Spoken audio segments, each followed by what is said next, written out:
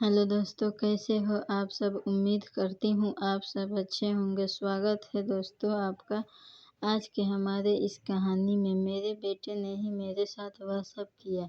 मेरा नाम माहिरा है, मेरी उम्र 38 साल है।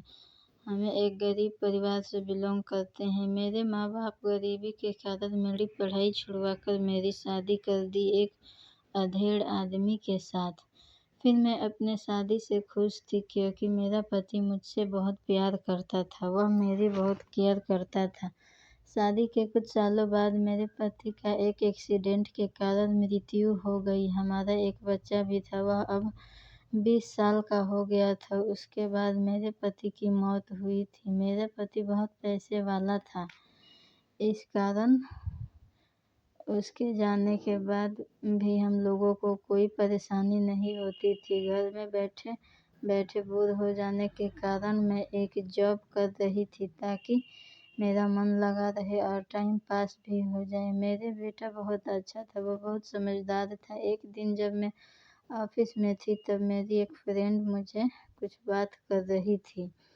हमारे ऑफिस में ही एक कर्मचारी लेडीज थी, उसके पति का भी मृत्यु हो गई थी, तो उनके घर वालों ने उनकी दूसरी शादी करवा दी थी। अब वह बहुत खुश रहती थी। तब मैं अपने फ्रेंड की बातों पर ध्यान नहीं दी थी, लेकिन जब मैं घर आ गई थी तब मुझे उसकी बातें खटकने लगी। मुझे भी ऐसा लगने लगा कि मुझे भी एक पार्टनर की ज़रूरत है। बहुत साल हो गए हैं मुझे पति पत्नी वाला खेल खेले हुए। कुछ दिनों तक मेरे मन में यही बात खटक रही थी। फिर एक दिन हिम्मत करके मैंने अपने बेटे से कहा, उसके पास गई। उसके रूम में तो ऐसे ही फ़ोन चला रहा था। मैं बोली, बेटा क्या तुम बिजी हो। वह बोला, नहीं मम्मी, बस ऐसे ही फ़ोन देख रहा था। बोलो ना मम्मी, क्या बात है। मैं जैसे तैसे हिम्मत करके बोली, बेटे मेरे लिए एक पति की तलाश कर दे। मुझसे अब और अकेले वाली ज़िंदगी नहीं जी जा रही है। मुझे भी अब वह पति पत्नी वाला खेल खेलना है। तुम्हारे पापा को गुजरे हुए कई साल बीत गए हैं बेटे। मैं जानती हूँ तुम बहुत समझदार हो, मेरे इस बात को इग्नोर मत करना।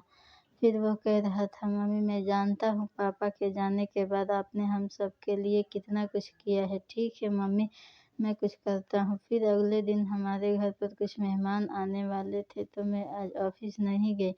किचन में नाश्ता बना रही थी तो मेरा बेटा आया, पूछ रहा था, मम्मी आज आप ऑफिस नहीं गई। मैं बोली, नहीं। तुम कॉलेज नहीं जा रहे हो। वो कह रहा था, नहीं मम्मी, कॉलेज में कुछ काम चल रहा है, इसीलिए कुछ दिनों के लिए कॉलेज बंद है। मैं बोली, ठीक है बेटा, चलो अब नाश्ता कर ले। वह नाश्ता करके अपने दोस्तों के साथ घूमने चला गया। इधर मेहमान भी आ गए थे तो उन लोगों को भी चाय नाश्ता दिया और मम्मी जी भी नाश्ता करके उनके साथ बाहर चली गई। और अब लंच के टाइम हो गया था। फिर मैं अपने बेटे को फ़ोन करके बुला दिया लंच के लिए। मम्मी जी भी जब तक मेहमानों के साथ आ गई थी और वह लोग लंच किए, कुछ देर बातें करने के बाद चले गए। मम्मी जी भी 2 दिनों के लिए उनके साथ चली गई और अब रात का शाम हो गई थी। मैंने रात का डिनर भी बना लिया था। फिर मेरा बेटा आया और हम दोनों ने डिनर किया।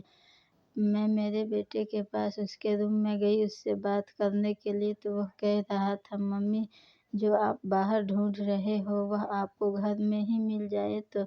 मैं बोली, घर में वह कैसे। वह कह रहा था, मैं हूँ ना, आप चाहो तो आप मेरे साथ वह सब कर सकते हो। मैं बोली, ठीक है।